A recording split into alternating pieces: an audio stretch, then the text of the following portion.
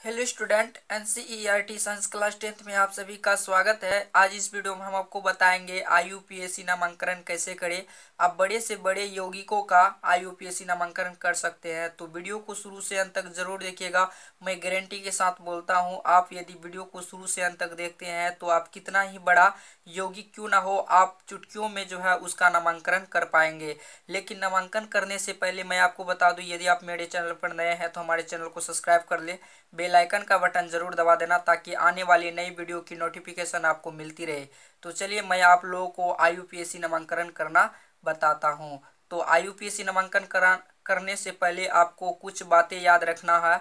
यदि आप इन सभी बातों को याद रखते हैं तो फिर आप जो है किसी भी यौगिक का आईयूपीएससी नामांकन कर सकते हैं। जैसे कि आपके सामने में है, कुछ वर्ड रूट दिए गए हैं, कुछ प्रत्यय दिए गए हैं और दो उपसर्ग दिए गए हैं। तो इन सभी चीज़ों को याद करना पड़ेगा। जैसे कार्बन की संख्या 1 हो तो उसके लिए हम लोग मैथ यूज करते हैं। कार्बन की संख्या 2 हो तो उसके लिए हम लोग एथ यूज करते हैं। कार्बन की संख्या 3 हो तो उसके लिए प्रोप, 4 हो तो ब्यूट, 5 हो तो पेंट, 6 हो तो हैक्स, 7 हो तो हेप्ट, 8 हो तो ऑक्ट, 9 हो तो नॉन और 10 हो तो डेक। और ये सब चीज़ हम आपको हाइड्रोकार्बन जब बताए थे तो तभी तो ये याद हो ही गया होगा। और ये सब भी हम याद करवा दिए थे। जैसे एल्केन, एल्केन में कार्बन कार्बन के बीच एकल बाउंड बनता है और एल्कीन में कार्बन कार्बन के बीच डबल बाउंड बनता है और एल्काइन में कार्बन कार्बन के बीच त्रि बाउंड बनता है, त्रि आबंध बनता है। तो अब चलिए मैं आपको इन दोनों चीज़ों का अध्ययन पहले भी करा चुका हूँ जब हम हाइड्रोकार्बन पढ़ाए थे। यदि आप उस वीडियो को नहीं देखे हैं तो चैनल के प्लेलिस्ट में जाके उस हाइड्रोकार्बन के बारे में अच्छी तरह से जान ले, और तभी जो है हम वर्ड रूट और प्रत्यय इनके बारे में अच्छी तरह से जान चुके हैं और ये तो पहले से ही याद हो गया होगा। चलिए, आपको ज़्यादा मुश्किल याद नहीं करना है, ज़्यादा मुश्किल भी नहीं है, मात्र आपको 8 चीज़ ही याद करना है। तो यहाँ पे देख लिए, यहाँ पे कुछ प्रकार्यात्मक समूह दिए गए हैं 1 2 3 4, और यहाँ पे एक उपसर्ग दिए गए हैं, इनको 5 और 3, टोटल 8। और इन 8 चीज़ों को याद कर लेते हैं तो आप भविष्य में कभी भी केमिस्ट्री सब्जेक्ट रखना चाहेंगे तो उनका आईयूपीएससी नामांकन बिल्कुल आसान तरीके से कर सकेंगे। तो चलिए मैं आप लोगों को बताता हूँ एक उदाहरण लेकर के कि किसी भी यौगिक का उसका नामांकन अगर करना हो तो आप कैसे कर सकते हैं। यदि एग्ज़ाम में आपको पूछ दे, कोई भी क्वेश्चन दे दे और उनका आईयूपीएससी नामांकन करना हो तो किस तरह से कर सकते हैं। तो चलिए मैं आप लोगों को बताता हूं। तो वीडियो को शुरू से अंत तक ज़रूर देखिएगा और इस टॉपिक को एकत्रित होकर के सोचिए कि इस टॉपिक में क्या है। इस टॉपिक को बड़े ध्यान से समझिएगा कि यह टॉपिक बहुत एग्जामिनेशन ऑफ व्यू से काफ़ी इम्पोर्टेंट है। इसीलिए आप जो है इस टॉपिक पर ध्यान लगाकर ज़रूर देखिएगा। तो चलिए मैं आप लोगों को पहले बता देता हूँ कि यदि आप इन सभी चीज़ों को याद कर लेते हैं तो फिर जो है आप आईयूपीएससी नाम बहुत आसान तरीके से निकाल पाएंगे। तो देखिए हमारे पास कुछ उदाहरण दिए गए हैं यहाँ पे। जैसे हमारे पास कुछ उदाहरण दिए गए हैं और इन सभी उदाहरणों का जो है हमें आईयूपीएससी नामांकन करना है। तो आईयूपीएससी नामांकन देखिए बिल्कुल सरल तरीके से हम आपको बताएंगे। इसको हम कैसे करते हैं, जैसे देखिए यहाँ पे आपको क्या करना है। सबसे पहली बात तो ये है कि जो यौगिक दिया गया है उनकी लंबी कार्बन की लंबी श्रृंखलाओं को देखना है। कार्बन की लंबी श्रृंखलाओं को देखना है। तो यहाँ पे देखिए कार्बन की सबसे लंबी श्रृंखला क्या है। कार्बन की संख्या देखिए कितना है, 1 2 3। तो कार्बन की संख्या कितनी है, 3। अगर कार्बन की संख्या 3 हो तो उसके लिए हम लोग क्या यूज करते हैं, प्रोप। क्या यूज करते हैं, प्रोप। तो चलिए मैं आप लोगों को यहाँ पे बताता हूँ। यदि कार्बन की संख्या 3 हो तो हम लोग इसमें यूज करेंगे प्रोप। तो लिखेंगे प्रोप। उसके बाद यहाँ पे देख लीजिए कार्बन कार्बन के बीच एकल बाउंड है। तो कार्बन कार्बन के बीच अगर एकल बाउंड हो तो उसके लिए हम लोग क्या यूज करते हैं, एन, यानी एन की आवाज़ आएगी। इसमें किसकी आवाज़ आएगी, एन की। तो प्रोप पेन। उसके बाद यहाँ पे देखिए उपसर्ग में से कोई लगा हुआ है। साइक्लो का मतलब होता है कि इस तरह से गोल एकदम बिल्कुल त्रिभुजाकार के जैसा होगा। अगर इस तरह से रहेगा तभी साइक्लो का यूज करेंगे, और इस तरह से नहीं हो तो हम साइक्लो का यूज नहीं करेंगे। और उपसर्ग में से देख लेते हैं, कोई है क्या उपसर्ग में से? Bromo, आइडो, chlorine. तो यहाँ पे उत्तर है नहीं। चलिए अब मैं आप लोगों को प्रकार्यात्मक समूह में देखते हैं। प्रकार्यात्मक समूह का एक चिन्ह है OH। तो देखिए OH के लिए क्या यूज करते हैं? एल्कोहल। एल्कोहल जो बोलते हैं तो किसकी आवाज आती है? ओल की। तो यहाँ पे क्या हो जाएगा? प्रोपेनॉल। नॉल, प्रोपेनॉल हो जाएगा। तो इसका IUPAC नामांकन हो गया। अब चलिए मैं आप लोगों को एक दूसरा उदाहरण लेकर बताता हूँ। जैसे आपको इस तरह से अगर क्वेश्चन दे दे और इनमें से आपको बताना है कि इसका IUPAC नामांकन क्या है। तो देखिए मैं आपको बिल्कुल सरल तरीका बताता हूँ। तो सबसे पहले आपको क्या करना है, कार्बन की जो लंबी श्रृंखला है उनको देखनी है। तो कार्बन की सबसे लंबी श्रृंखला क्या है? यहाँ पे हम गिनते हैं 1 2 3 4। यदि कार्बन की संख्या 4 हो तो हम लोग क्या यूज करते हैं? तो यहाँ पे देख सकते हैं ब्यूट।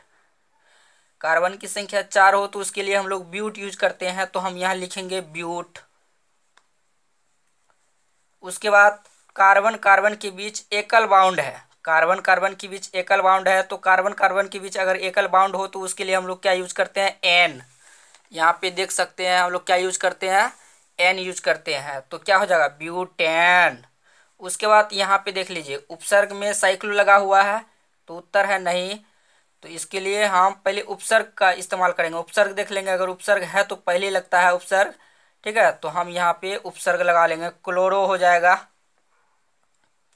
Chloro, butane. और कोई चीज लगा हुआ नहीं है तो इसका IUPAC नामांकन हो गया।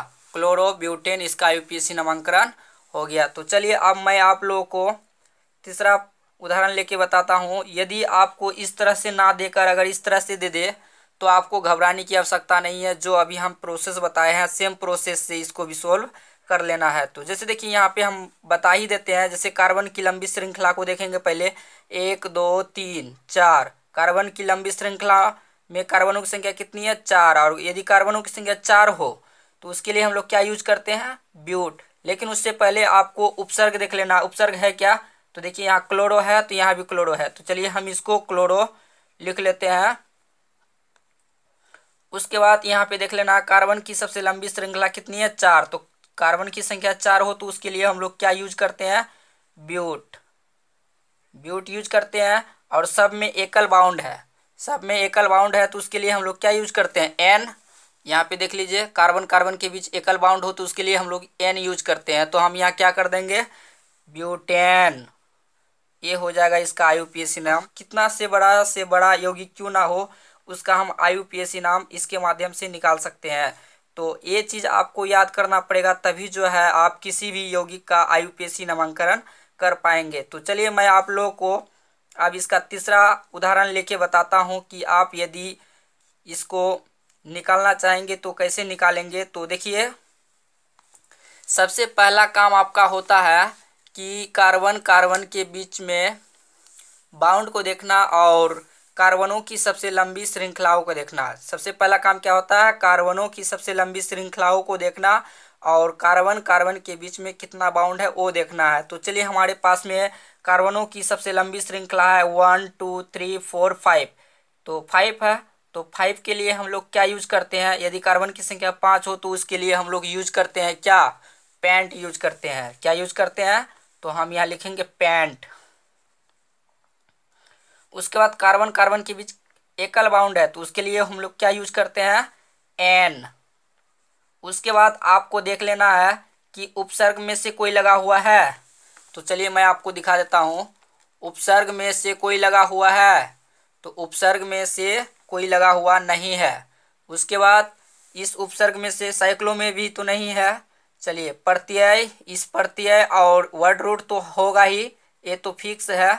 कोई हो अथवा ना हो लेकिन वर्ड रूट और इस प्रत्यय जरूर होगा। लेकिन आप प्रकार्यात्मक समूह का देख लेते हैं। प्रकार्यात्मक समूह का कुछ है क्या? यहाँ पे देखिए OH है।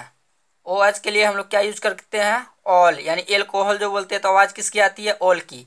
तो यहाँ पे आप देख सकते हैं, यहाँ पे आप देख सकते हैं क्या है? OH है। तो OH के लिए हम लोग क्या यूज करेंगे? ऑल। तो क्या हो जाएगा? पेंटेनॉल। तो इस तरह से हम इसका IUPAC नामांकन कर सकते हैं। तो चलिए अब आप लोगों को मैं इसका चौथा उदाहरण लेके बताता हूँ। तो चलिए सबसे पहले आपको क्या करना है, आपको देखना है कार्बन की सबसे लंबी श्रृंखला। तो इनमें से कार्बनों की सबसे लंबी श्रृंखला है 1 2 3, यानी कार्बन की सबसे लंबी श्रृंखला कितनी है, 3 है। तो कार्बन की लंबी श्रृंखला 3 है, तो 3 कार्बन के लिए हम लोग क्या यूज करते हैं, 3 कार्बन के लिए हम लोग यूज करते हैं क्या, प्रॉप। 3 कार्बन के लिए हम लोग क्या यूज करते हैं, प्रॉप यूज करते हैं। तो लिखेंगे हम प्रॉप। उसके बाद आपको देख लेना है इस उपसर्ग में से तो कोई नहीं है, नहीं है, यहाँ इसमें भी नहीं है। चलिए ये दोनों का आप देखते हैं, इसका तो हो ही गया। आप चलिए इसका बात कर लेते हैं। तो इसमें कार्बन कार्बन के बीच एकल बाउंड है, तो इसके लिए हम लोग क्या यूज करते हैं, कार्बन अगर 3 हो तो उसके लिए हम लोग प्रोप यूज करते हैं। और कार्बन कार्बन के बीच में एकल बाउंड है, तो एकल बाउंड के लिए हम लोग एन यूज करते हैं, प्रोपेन। आप देख लीजिए यहाँ पे आपको क्या करना है कि यहाँ पे देखिए इस प्रकार्यात्मक समूह का कुछ है क्या, तो आपको देख लेना है प्रकार्यात्मक समूह का हमारे पास कुछ है। तो आपको हम प्रकार्यात्मक समूह का दिखा रहे हैं। तो देखिए प्रकार्यात्मक समूह का ए है, तो इसके लिए हम लोग क्या यूज करते हैं, ऑन, यानी कीटोन जो बोलते हैं तो किसकी आवाज आती है, ऑन की आवाज आती है। कीटोन जब हम बोलते हैं तो किसकी आवाज आती है, ऑन की। तो ऑन है, तो ऑन के लिए हम लोग क्या यूज करेंगे, ऑन। तो यहाँ पे हम लगा देंगे,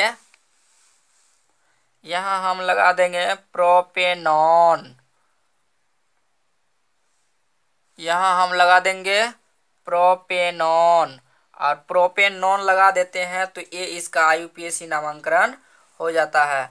तो चलिए मैं आप लोगों को कुछ देता हूँ, अगर आपको समझ में आ गया हो तो आप खुद से एक बार करके देखिए। मैं आप लोगों के लिए कुछ उदाहरण दे रहा हूँ, और ये उदाहरण करके हमें कमेंट बॉक्स में ज़रूर बता देना, ताकि मैं भी जान सकूँ कि कौन कौन सीख पाया है और कौन कौन नहीं सीख पाया है। तो ये रहा आपका, तो आप इनको अच्छी तरह से नोट कर ले, और यदि समझ में नहीं आया हो तो आप हमें कमेंट कर दीजिएगा। मैं इस पर एक और सेपरेट वीडियो लेकर आऊँगा। तो आज के लिए बस इतना ही, मिलते हैं नए वीडियो में नए टॉपिक के साथ, तब तक के लिए थैंक यू।